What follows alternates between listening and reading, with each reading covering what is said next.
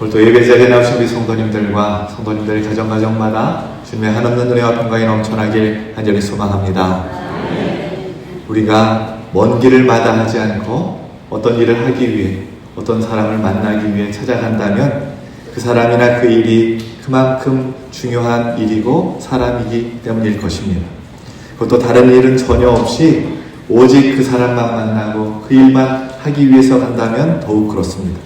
또 가는 그 길이 멀고 매우 험난한 길이었다면 더더욱 그런 것이지. 몇 해 전에 추석 명절에 가족들을 데리고 서울에서 고향 벌교까지 7시간을 운전해서, 차가 막히는 바람에 7시간을 운전해서 도착을 했습니다. 그리고 한 1시간쯤 지나서 교회에서 연락이 왔어요. 제 담당 교구에 집사님의 아버지께서 소천하셨다는 소식이었습니다. 장례식장이 어디냐고 물었더니 청주라고 하는 거예요. 그래서 가족들은 두고 저 혼자서 운전을 다시 하고는 교회로 가서 성도들을 모시고 청주 장례식장에 가서 예배를 드렸습니다. 그리고 교회까지 성도들을 다 모셔다 드리고 다시 저는 벌교까지 혼자 운전을 해서 온 적이 있습니다. 그날 하루 제가 16시간 동안 1300km를 운전을 했습니다. 예배 드리는 일이 중요하기 때문에 제가 그렇게 행한 것이죠. 그런데 여러분, 예수님이 우리를 찾아오신 길은 어떻습니까? 16시간 1300km와 비교할 수 없지. 우리 주님은 하늘에서 땅으로 오셨습니다. 이것을 한 신앙인이 노래를 찬양을 했는데, 저 높고 높은 별을 넘어 이 낮고 낮은 땅 위에, 우리 주님은 저 높고 높은 별을 넘어서 이 낮고 낮은 땅 위에 내려오셨다는 것이죠. 그것도 고난받으려고 오셨습니다. 이것은 주님이 우리를 얼마나 귀하게 여기시는지를 보여주고 계시는 것이죠. 그런데 여러분, 우리가 어떤 사람들입니까? 아무런 가치가 없는 사람들입니다. 죄범한 사람들입니다. 깨져서 못쓰게 된 그릇들과 같은 사람들입니다. 이렇게 무가치한 사람들을 구원하시려고 주님이 오셨다라는 것이죠. 우리가 같이 예배를 드리니까 우리라고 표현하고 있지만 사실은 나를 위해서 주님이 오신 것입니다.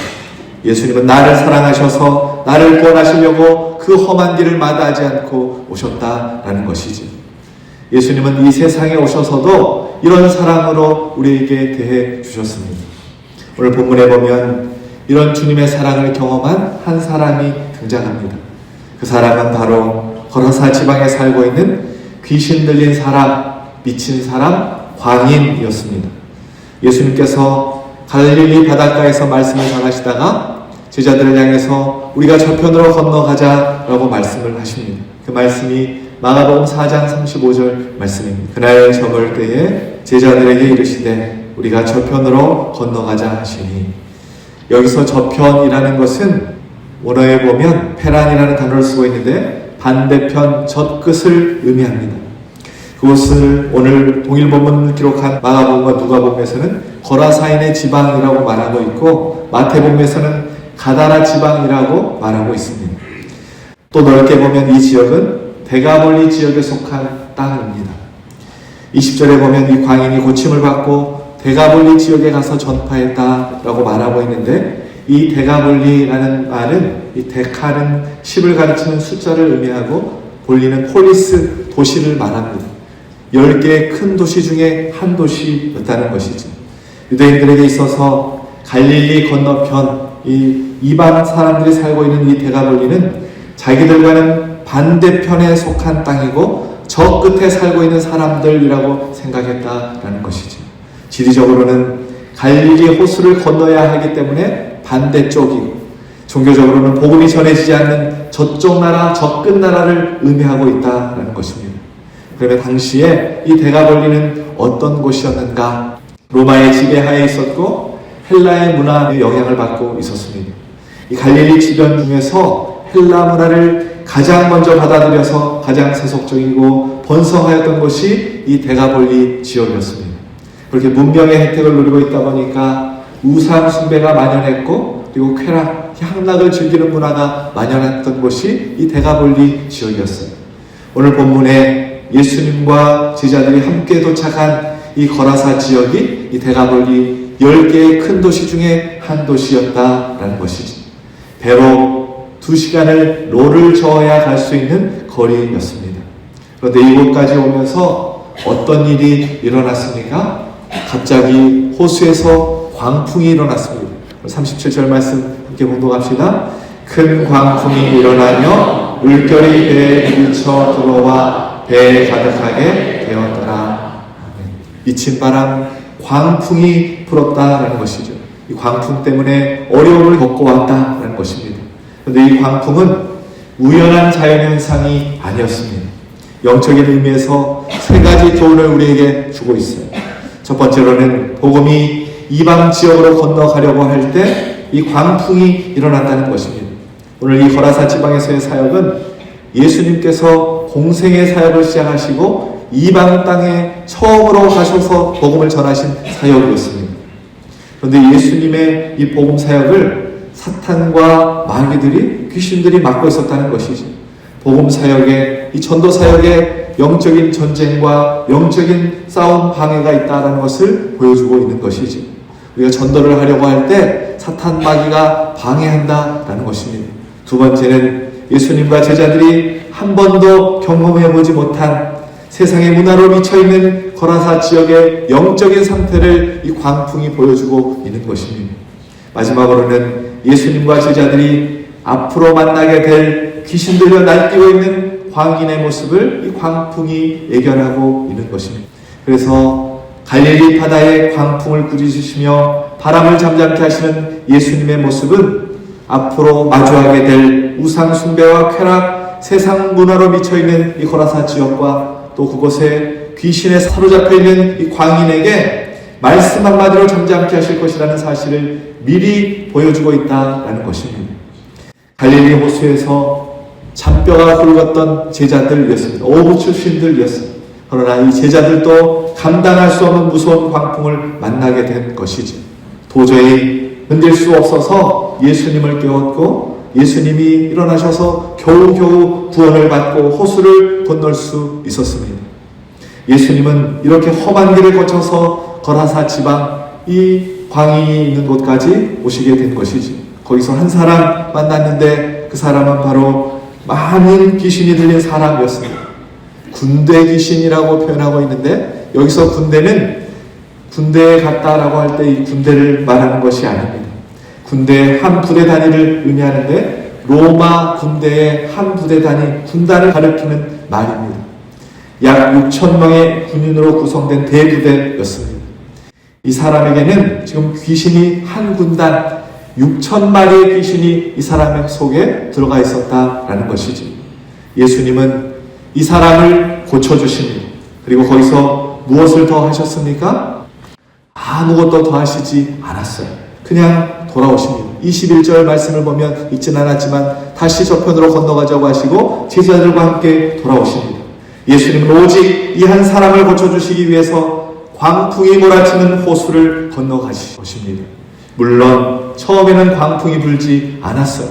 그러나 예수님은 광풍이 불 것을 미리 알고 계신 것이지. 그럼에도 불구하고 이 한 사람을 위해서 이 험난한 길을 마다하지 않고 주님이 가셔서 이 사람을 고치시고 다시 돌아오셨다라는 것입니다. 여러분 생각해 보세요. 이 사람이 무슨 가치가 있는 사람입니까? 이 사람은 귀신 들린 사람입니다. 오늘 말씀을 잘 들으셔야 돼요. 사탄 마귀가 말씀을 듣지 못하게 방해한단 말이에요.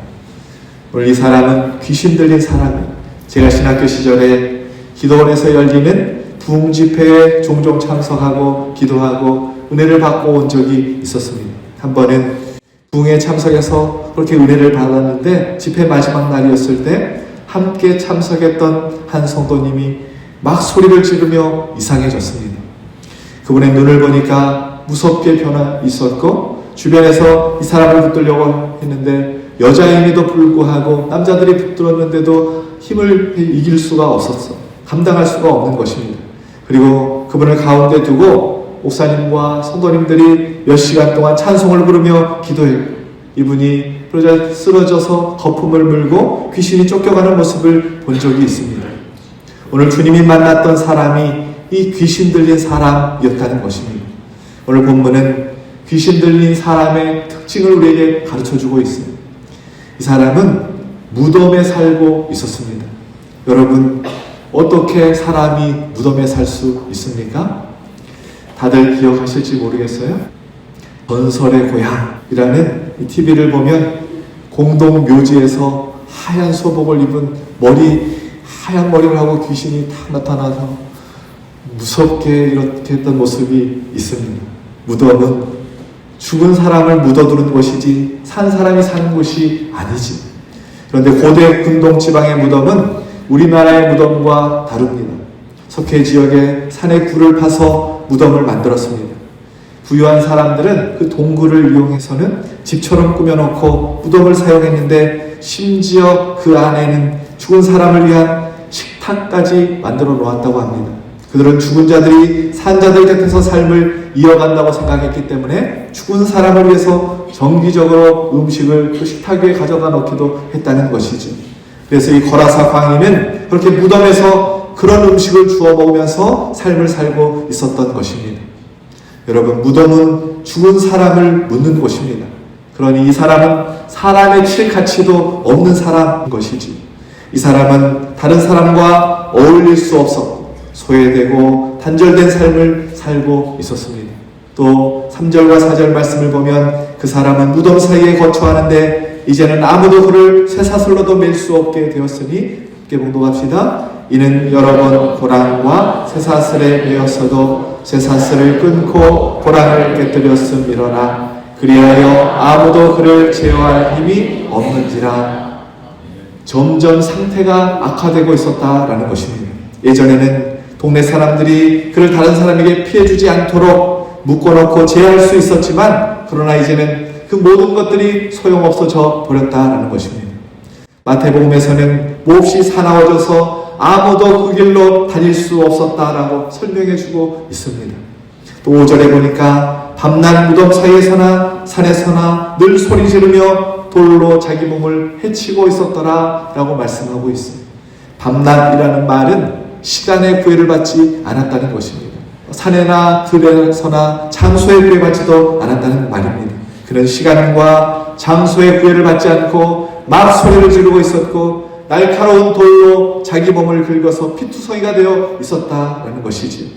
그렇게 자기를 죽여가는 삶을 이 사람은 살고 있었습니다. 한마디로 말하면 이 사람은 자기 자신을 귀신의 종으로 내어준 불쌍한 사람이었다라는 것입니다. 처음에는 이 사람도 가족도 있었고 친구도 있고 이웃도 있었을 것입니다. 그러나 지금 그의 곁에는 아무도 없어 완전히 포기한 인생, 버려져 있는 모습인 것이지. 또 이 사람은 틀림없이 이방인입니다. 고라사 지방은 갈릴리 호수 동편 지역이며 이방 사람들이 살던 지역이었어요. 이곳 사람들이 돼지를 키우는 것만 봐도 여기가 이방 지역이라는 사실을 알 수 있어요. 유대인들은 돼지를 부정한 동물로 여겼기 때문에 가까이 하지 않았습니다. 더욱이 이 사람이 낳은 다음에 간 곳이 어디라고 말하고 있죠? 데가볼리라는 지역을 말하고 있는데 앞에서도 얘기했지만 이 지역은 주로 이방 사람들이 살고 있었던 지역입니다. 예수님이 이 사람에게 집으로 돌아가서 내 가족에게 알리라 라고 하셨는데 이 사람이 이방 지역으로 간 것을 보면 이 사람은 틀림없이 이방 사람입니다. 이방인은 유대 사람들이 사람 취급도 하지 않는 사람인 것이죠. 거기다가 동족에게도 버림받은 사람이 누구나 가까이 하기 싫어하는 사람이 바로 이 사람이었다라는 것이죠. 누구도 당하기 싫은 미친 사람이 바로 이 사람이었던 것이죠. 그런데 주님은 오늘 이 사람을 찾아가신 것입니다. 그것도 지나가는 길에 가신 것이 아니에요. 오직 이 한 사람을 고쳐주기 위해 우리 주님은 가셨다라는 것입니다. 아무짝에도 쓸모없는 사람, 이 사람을 구원해 주시려고 멀고 험한 길을 마다하지 않고 주님이 찾아가신 것입니다. 주님은 이런 분이십니다. 주님은 지금도 이런 사랑으로 저와 여러분을 찾아오십니다. 우리가 아무리 못나고 부족해도 주님은 개의치 않으신다는 것이지. 오직 우리를 사랑하셔서 우리를 찾아오십니다. 이 사실을 보여주기 위해서 오늘 주님은 이 광인, 이 미친 사람, 이 군대 귀신 들린 사람을 구원하기 위해 광풍이 불어치는 갈릴리 호수를 건너가셨다라는 것이지. 중세시대 철학자이자 신학자인 성 안셀름이라는 분이 있어요. 이분이 왜 하나님은 사람이 되셨는가 라는 제목으로 짧지만 기독교의 핵심적인 주제를 다루는 글을 쓴 적이 있습니다. 안셀름은 하나님에 대해서 궁금증이 있었어요. 정말로 하나님이 하나님이시라면 두세 개의 우주, 무한한 우주를 만들 수 있는데 하나님이 만든 우주가 손상되었을 때 하나님은 도대체 무슨 이유로 손상된 우주를 폐기하지 않으시고 새로운 우주를 만드시지 않으시고 우주를 복원하기 위해서 왜 사람의 몸을 입고 왜 이 피조물의 하나가 되기로 결정하셨는가? 이 안셀름은 늘 의문을 가졌다라는 것이죠. 다시 말하면 죄로 물든 사람들이 살고 있는 이 지구를 폐기 처분해버리지 않으시고 새롭게 창조하면 될 텐데 그 일은 하나님에게 있어서 일도 아니실 텐데 왜 굳이 사람의 몸을 입고 이 땅에 오셨는가 하는 질문을 이 안셀름이 했다라는 것이죠. 도대체 왜 하나님은 사람이 되셨는가? 안셀름은 그 답이 요한복음 3장 16절이라고 우리에게 가르쳐줍니다. 우리 요한복음 3장 16절 말씀 함께 봉독합시다. 하나님이 세상을 이처럼 사랑하사 독생자를 주셨으니 이는 그를 믿는 자마다 멸망하지 않고 영생을 얻게 하려 하심이라. 아멘. 이처럼 사랑했다라는 말은 하나님께서 이 세상에 대해서 엄청난 가치를 두셨다라는 말씀입니다. 하나님께서 어떠한 비용을 지불해서라도 이 세상을 곧 나를 잃지 않기 위해서 작정하셨다라는 것이지. 오늘 본문은 그런 주님의 사랑의 모습을 여실히 우리에게 보여주고 있습니다. 아무도 거들떠보지 않고 소외되고 단절된 이 귀신 들린 이방인 이 한 영혼을 사랑하시고 구원해 주시기 위해서 폭풍이 치는 바닷길을 마다하지 않고 찾아오셨다라는 것입니다. 예수님의 사랑은 또 다른 모습에서도 우리에게 보여주고 계세요. 여러분, 이 귀신을 주님께서 어떻게 쫓아내고 계십니까? 주님은 이상한 방법으로 귀신을 쫓아내고 계세요.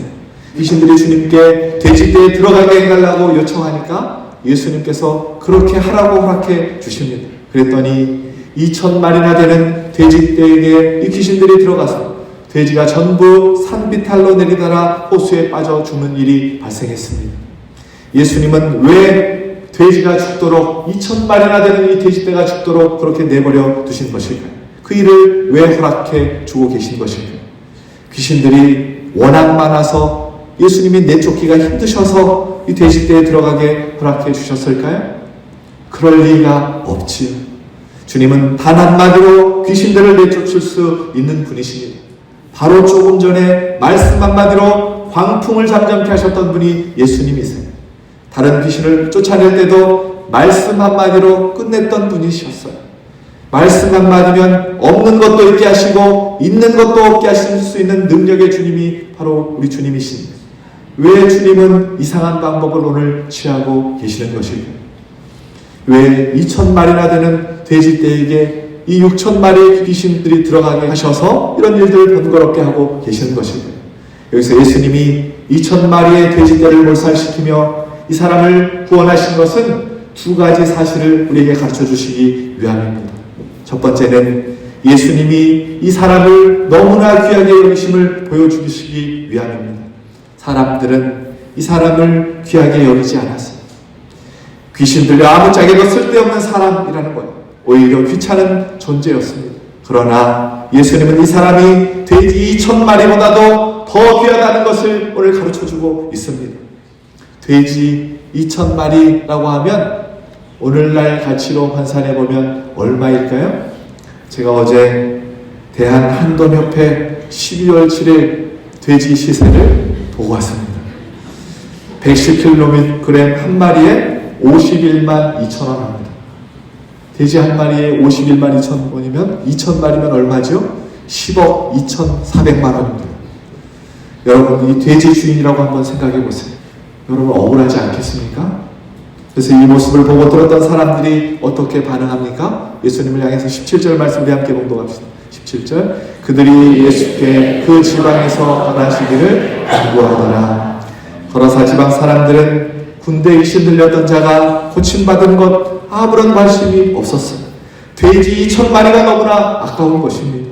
그러나 주님은 10억 2,400만 원보다 돼지 2,000마리보다 그 가치보다 귀신 들려 아무짝에도 쓸모없는 여기 있는 이 한 사람의 영혼이 훨씬 더 귀중하고 소중하다라는 사실을 모든 사람들에게 알려주고 계셨다라는 것입니다.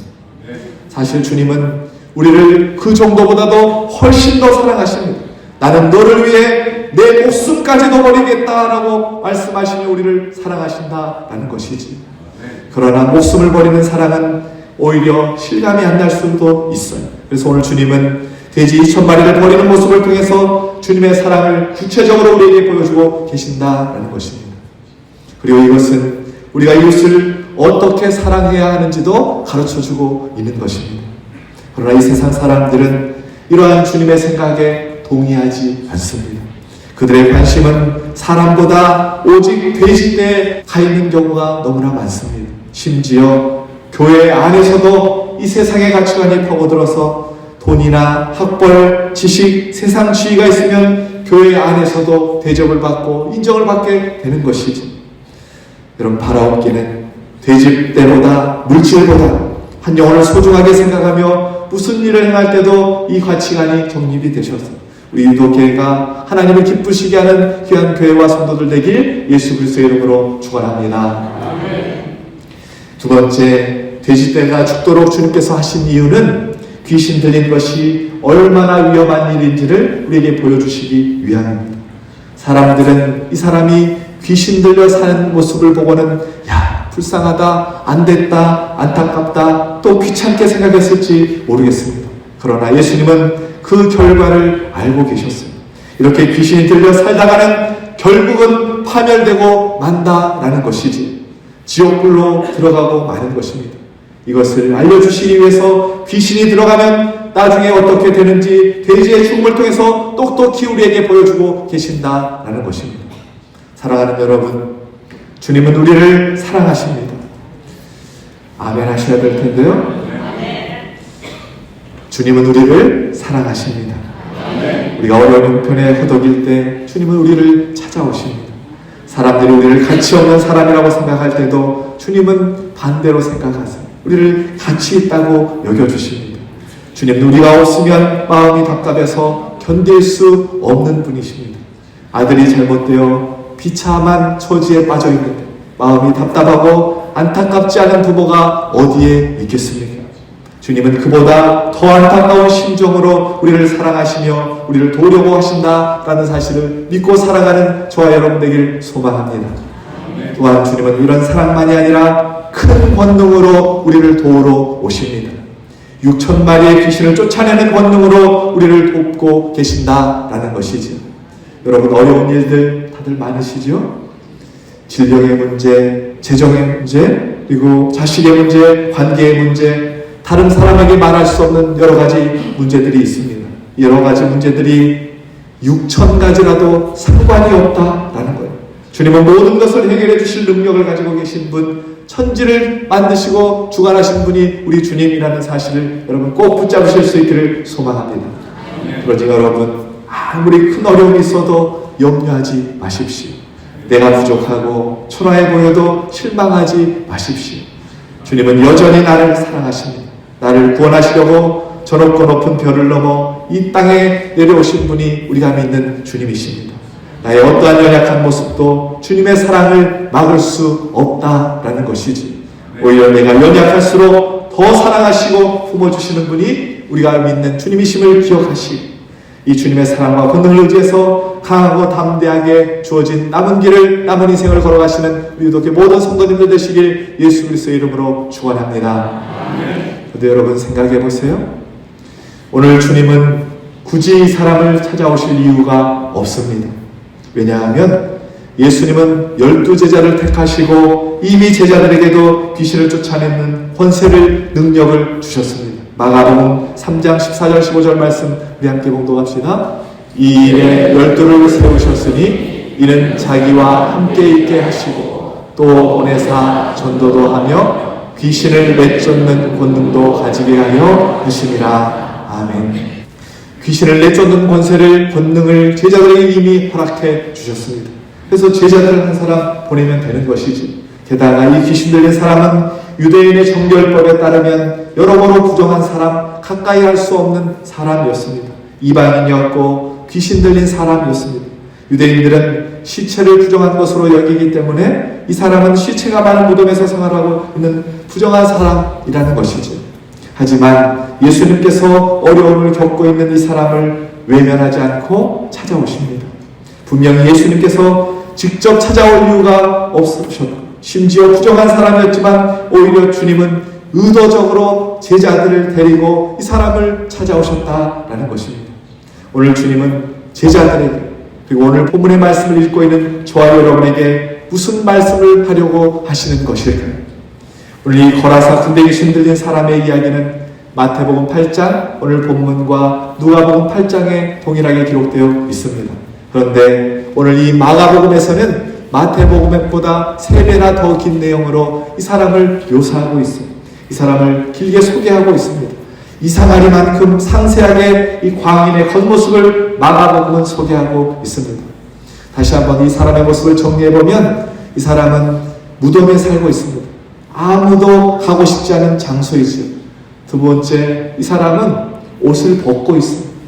15절 말씀해 보면 이 사람이 고침받은 후에 옷을 입었다고 말씀하고 있어요. 고침받기 전에는 옷을 입지 않았다는 것이죠.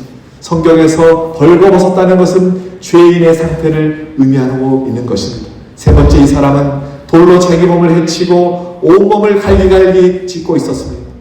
네 번째, 이 광인은 소리를 지르고 괴성을 지르고 있었습니다. 다섯 번째, 그를 대하는 사람들의 태도가 어떻습니까? 쇠사슬로 묶고 철저하게 고립시켜 버립니다. 그리고 다 떠나가 버립니다. 철저하게 버림받습니다. 마가는 우리에게 무엇을 가르쳐주기 위해서 이 이방 땅에 아무도 관심 가지지 않는 미친 사람에 대해서 왜 이렇게 자세하게 기록하고 있는 것일까요? 그런데 놀라운 사실은 오늘 이 광인에 대한 기록이 십자가에 달리신 예수님에 대한 묘사와 소름 끼치도록 같다라는 것입니다. 십자가에 달리시는 예수의 모습을 한번 생각해 보세요. 예수님을 끌고 골고다라고 하는 번역하면 해골의 곳 무덤에서 예수님이 돌아가십니다.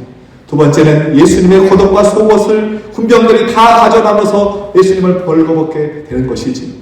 채찍으로 인해서 예수님의 몸은 갈기갈기 형체를 알아볼 수 없도록 찢김을 당하십니다. 광인처럼 찢기셨습니다. 네 번째로는 주님께서 큰 소리로 외치시죠. 엘리 엘리 라마 사박다니 외치십니다. 여기서 큰 소리로 외쳤다라는 이 원어를 보면 이 광인이 소리 질렀다라고 할 때 그 원어가 똑같습니다. 마지막 예수님은 마가복음 14장 50절에 제자들이 다 예수를 버리고 도망가니라 라고 되어 있습니다. 예수님은 철저하게 버림을 받습니다. 그 누구도 십자가에 달리신 주님 곁에 없었다라는 것이지. 마가가 우리에게 전하고 싶었던 메시지는 예수님은 우리가 그토록 경멸했던 5가지 광인의 모습 그대로 너무나 비참하게 광인과 같은 똑같은 모습으로 돌아가셨다라는 것입니다. 이것이 무엇을 말씀하고 있는 것입니까? 내가 가장 가기 싫은, 가장 만나기 싫은 그 사람의 형상 속에 예수 그리스도의 십자가가 새겨져 있다라는 것이지. 내가 광인이라고 지부해버린 그 영혼을 향해서 주님이 오늘 가라라는 것입니다. 절대 그 사람은 사랑할 수 없고 그 사람은 내가 용서할 수 없다고 하는 그 사람을 향해서 오늘 주님은 가라라고 말씀하고 있는 것이지. 가서 그들에게 사랑을 나누고 생명의 복을 전해야 한다고 주님은 오늘 우리에게 직접 보여주시고 가르쳐주고 계시는 것입니다. 사랑하는 여러분, 우리는 지금 우리를 구원하기 위해 오셨던 주님을 기억하고 다시 오실 주님을 소망하는 대림절 기간을 보내고 있습니다. 미친 세상 속에서 광인과 같은 모습으로 살고 있었던 우리를 구원하기 위해 찾아오신 그 주님을 기억하고 아직 생명의 복음을 듣지 못하고 거라사 광인처럼 죽음의 길을 걸어가고 있는 주변의 가족들, 이웃들에게 또한 저 사람만큼은 안 된다, 나는 저 사람은 사랑할 수 없다, 용서할 수 없다, 단정하고 다가가기도 꺼려했던 그 사람들에게 주님의 사랑을 전하고 나누는 이 대림절 기간이 되시길 예수 그리스도의 이름으로 축원합니다.